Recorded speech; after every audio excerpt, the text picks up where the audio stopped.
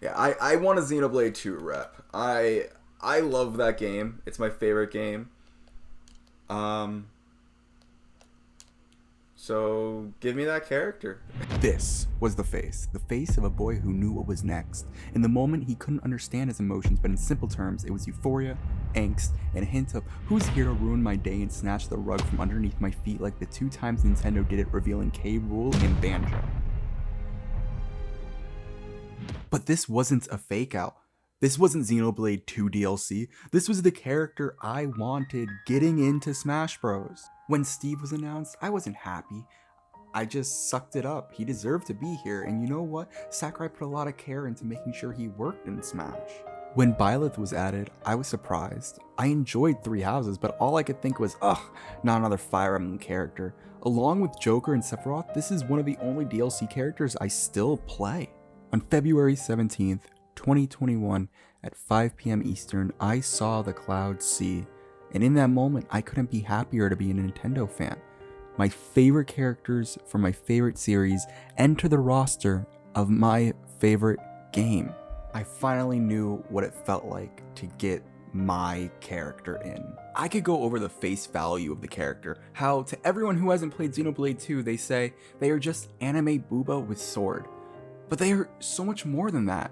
Now that they are joining Smash, you may want to play the game in which they come from, so I decided to make a video to give you that extra push.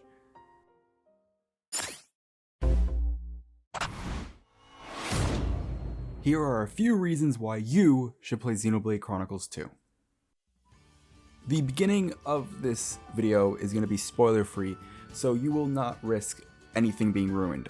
If anything has a potential of ruining the story for you, I will let you know in advance in case you want to go in with fresh eyes.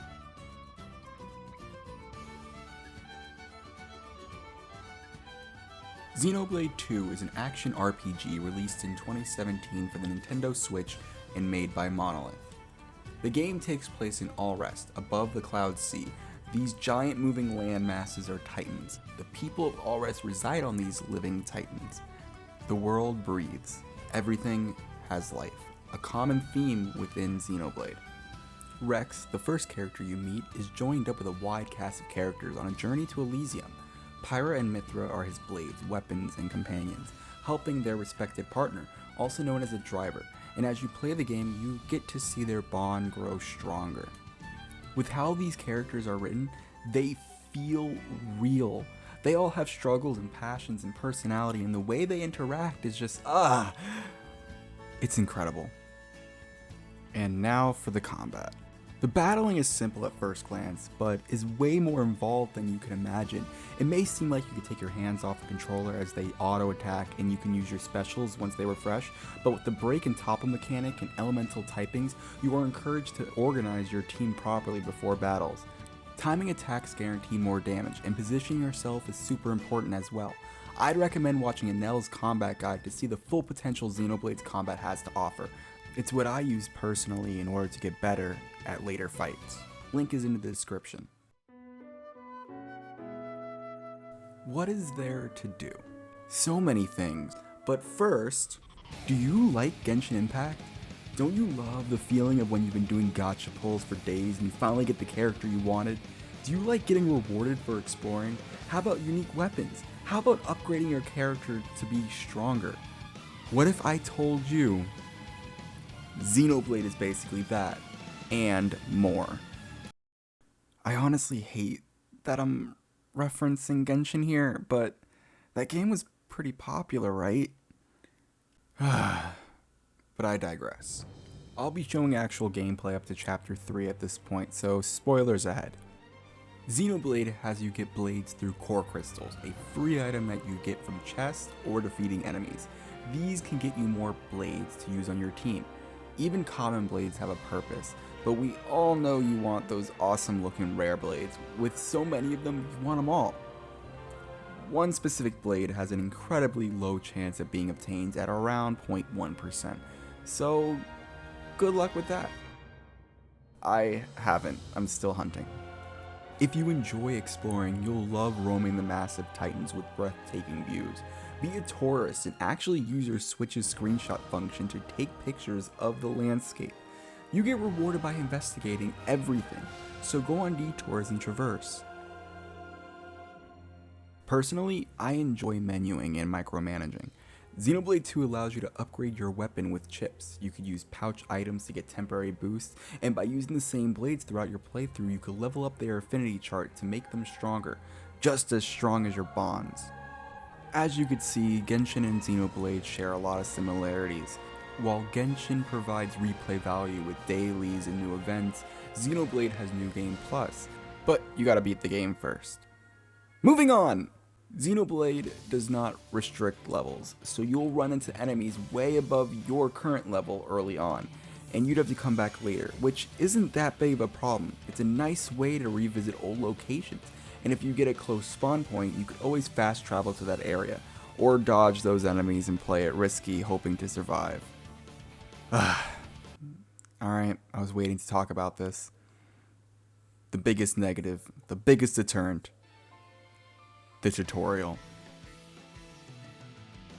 Here's the thing, the tutorial isn't that great, and there is so much of it. I wouldn't live by the tutorial of this game, but for basic stuff it's fine. You'll be getting pop-ups a lot, and it interrupts gameplay way too often. Once you get past this and start understanding the game on your own after trial and error, it all starts to make sense.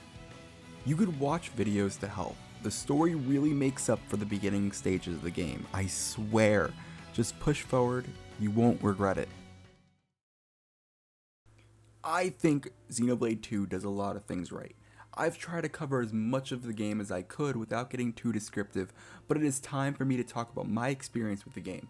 Skip to the time on screen to avoid spoilers. I am still going to be vague, but I will be talking and showing scenes up to about chapter 6 or so. This was your warning. I love the characters, the way they interact and motivate each other. They provide great banter and heart-to-hearts. The game really does a good job making you care for each one of them, and they all have their own arcs to really develop them more. Xenoblade has some of the best rewards, being the fully animated and voice-acted cutscenes. After your first true battle against Malus in Chapter 3, you are rewarded with one of the best cutscenes in the entire game. It's the real hooking point, in my opinion. And it's not an easy fight, so it's totally worth it. Speaking of Malus, I think he and Jin make for great antagonists. They aren't bad to be bad, and they are giving ample of time to show their colors. Jin alone has such a great story for why he's doing what he does, that they made a second game just to tell that story. Don't forget to play Torna. Xenoblade 2 really makes you think. I've played the game 6 times and I still question the purpose and intent of some things. I keep theorizing different themes and it opens for so much discussion. You can't forget about the OST. Oh my, the music is wonderful. I'm learning how to play piano just so I could play Where We Used to Be, which is the title track. If you liked any of the music in this video, it is from Xenoblade 2. I will leave the names in the description and the time of which I play them. I could go on and on, but I haven't talked about Pyra and Mythra yet. They were the ones included in Smash. I've talked so much about the game, but not them. The game is absolutely fantastic. Without them, there would be no game. But to get them, you have to understand the world and those around them. They are troubled characters. Learning about their story, to see what they've gone through, you can only root for them to accomplish it. Pyra and Mythra have made me cry. They've made me take time to really think about myself and my actions. They are real characters. As a storyteller myself, how can I not appreciate that? The reason I wanted Rex was because Pyra and Mythra would come with. It would be more fitting to the source material. They are stronger together anyways. But Pyra and Mythra alone just switching between each other just makes me so excited.